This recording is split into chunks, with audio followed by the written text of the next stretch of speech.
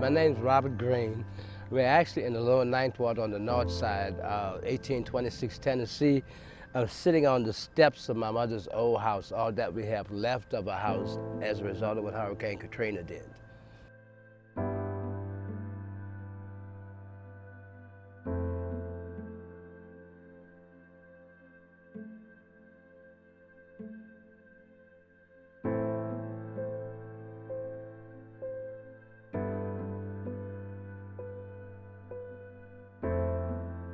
So the water's rising, and we literally kicked a hole in the roof.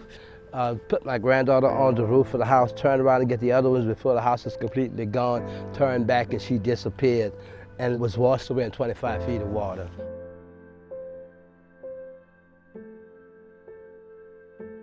My mother had Parkinson's. She was real sick. She fell in the water, and when she fell in the water, the current pulled her under the first time. We were able to grab her hands, pull her up. She came up blowing bubbles. The current grabbed her again the second time. We were able to pull her up, and at the end of that ordeal, my mother died. So she literally laid on the roof with a leaf in her mouth and her eyes open in front of us.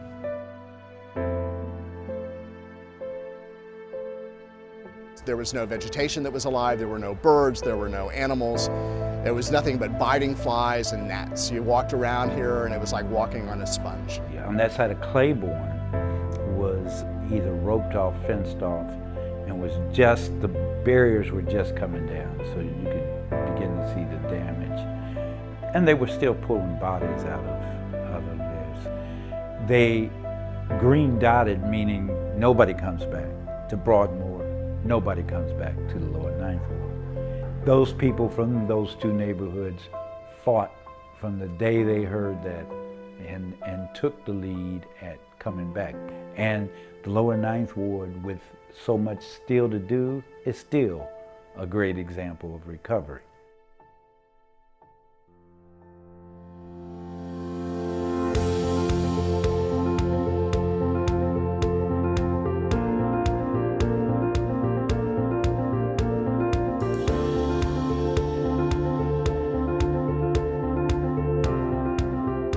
I think that the neighborhoods began to understand that they would have to take the lead and keep the lead if anything was going to change. People now realize that, wow, if we're going to make this work, we really have to get involved in this. We can't depend on government for everything, or for anything. There was and is so much that needs to happen in Lower Ninth Ward that no one group could do it by themselves. The community came up with a vision of wanting to be sustainable, of rebuilding green, and through active citizen neighborhood participation have come up with what we've got now in the Lower Ninth Ward 10 years after.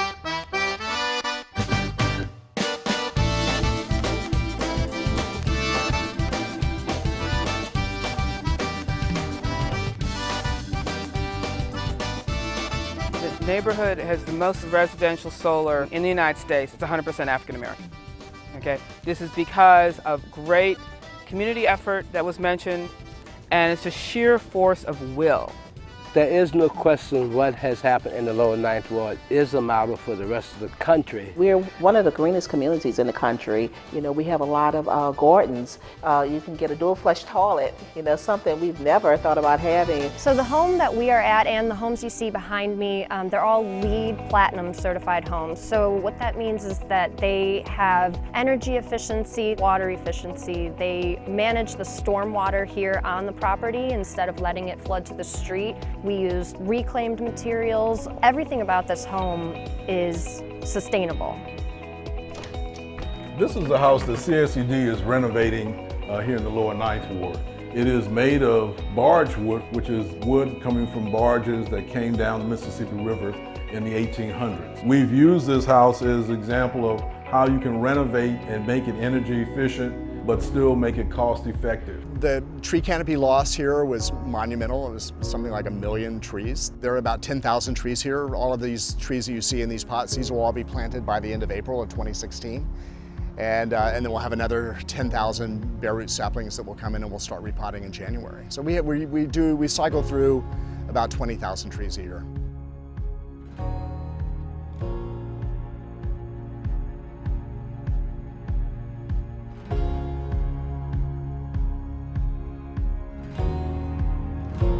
Bayou Bienvenue is such an important part of this community. It is a bayou. It used to be a cypress swamp.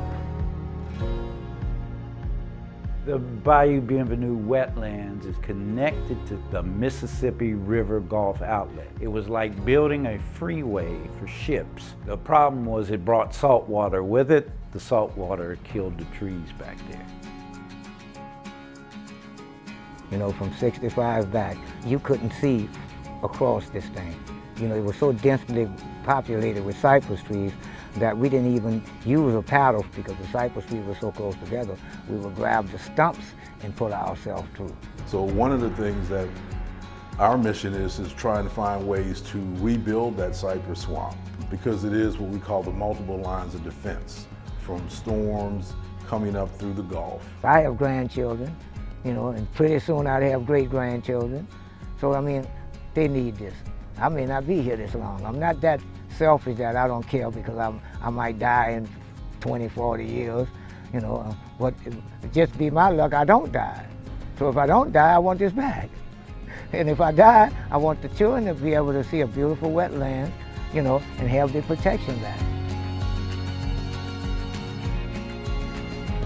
The amount of people that gave of themselves to come to the lower Ninth Ward and all of New Orleans and the Gulf Coast after Hurricane Katrina has been amazing. While the government failed us, the people of America have not. My amazing volunteers continue to pick up the phone and call and say, look, we want to come and help you rebuild. Most of our volunteers come with no rebuilding skills, but they come with love. And love is what's continue to keep this community together and rebuild. What I've learned here is that it's just a matter of not being hesitant or afraid. You can get a lot of people out here and you can water trees and plant trees and don't be overwhelmed by the scope of what's in front of you. Because when you have a lot of people working on something and trying to reach a common goal, you'll get it done.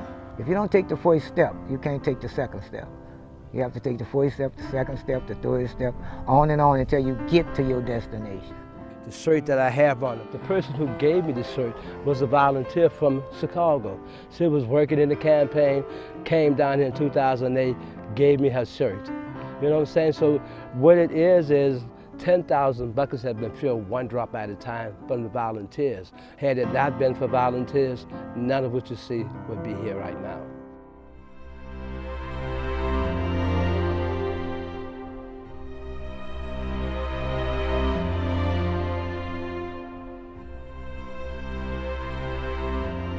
When you see, you know, people who think that we should be sad or crying about what we don't have, we're a party town, you know, we're party people. We celebrate everything here. And even though those flood waters took a lot away from us, the heart of the people of New Orleans is still here. You know, there are families down here that have, you know, been here in New Orleans for 300 years. You know, they've been down here in the lower Ninth Ward for 100 years. And, you know, this is home. You know, they would never think to move somewhere else because this is home.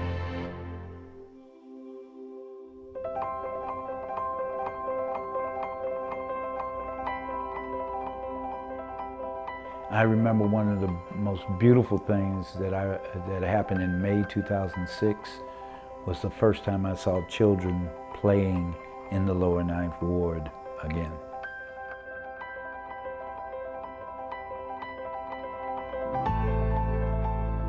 You know, you fight for what you love a little bit.